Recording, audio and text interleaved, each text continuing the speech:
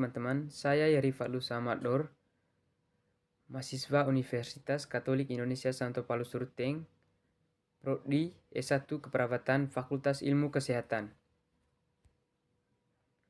Hari ini saya mau menjelaskan permasalahan lingkungan hidup yang diakibatkan oleh polusi udara. Udara adalah unsur yang sangat penting untuk kehidupan seluruh makhluk hidup, baik manusia, hewan, dan tumbuhan. Maka dari itu, makhluk hidup membutuhkan udara yang bersih. Udara yang bersih adalah udara yang sangat mengandung banyak manfaat dan bebas dari partikel-partikel padat seperti debu. Tetapi sekarang ini rasanya sulit merasakan udara yang bersih, terutama jika Anda tinggal di perkotaan.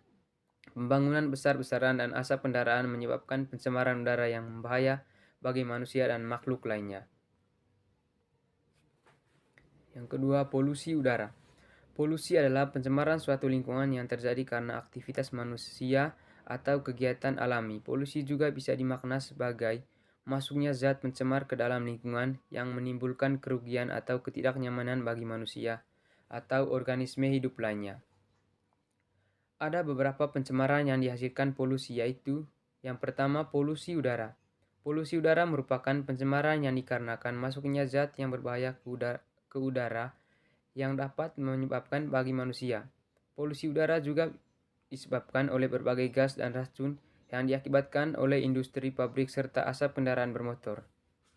Yang kedua, polusi air. Polusi air merupakan pencemaran karena adanya sampah yang mengandung senyawa organik yang mengenang di dalam air. Dampak dari polusi air dapat menyebabkan kematian pada hewan-hewan yang ada di dalam air. Yang ketiga, polusi tanah.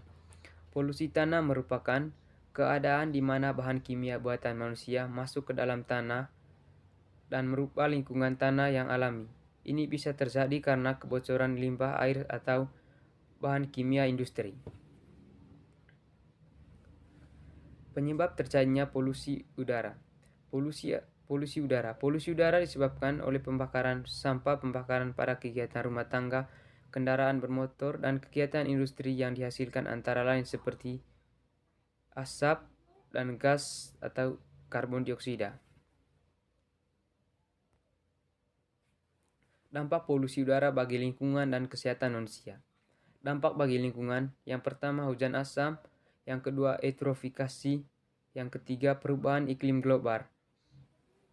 Dampak bagi kesehatan, yang pertama menimbulkan bibit penyakit, yang kedua membuat mata merah dan iritasi, yang ketiga iritasi pada saluran pernapasan.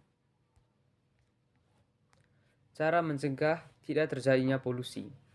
Yang pertama, menggunakan transportasi umum, yang kedua mendaur ulang sampah, yang ketiga kurangi merokok, yang keempat melakukan penghijauan, yang kelima tidak membakar hutan, yang keenam edukasi dan kesadaran masyarakat, yang ketujuh pemantauan dan pengendalian industri secara efisien. Pandangan agama terhadap polusi udara. Pandangan agama terhadap polusi udara menjaga udara bersih demi kesehatan merupakan salah satu perwujudan iman Katolik yang sangat penting. Sebagai umat Katolik, kita dipanggil untuk menjaga dan melindungi ciptaan Allah termasuk lingkungan di sekitar kita. Menjaga udara bersih juga merupakan tindakan solidaritas iman seseorang dalam keseharian dengan sesama manusia. Udara yang tercemar akan berdampak negatif pada kesehatan dan kualitas hidup diri kita dan orang lain. Dengan menjaga udara bersih, kita menunjukkan prihatin dan memperhatikan kasih kepedulian terhadap sesama. Dalam menjaga udara bersih, kita tidak bisa bekerja, melainkan berkolaborasi dan bekerjasama antara umat Katolik, gereja dengan berbagai kalangan masyarakat. Kita dapat menciptakan kekuatan yang lebih besar dan mencapai dampak kesehatan yang lebih luas dalam menjaga udara yang bersih.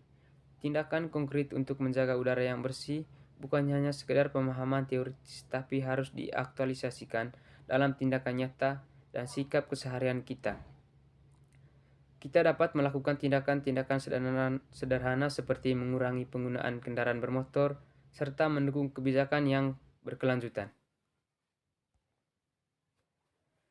Sekian materi dari saya ucapkan terima kasih.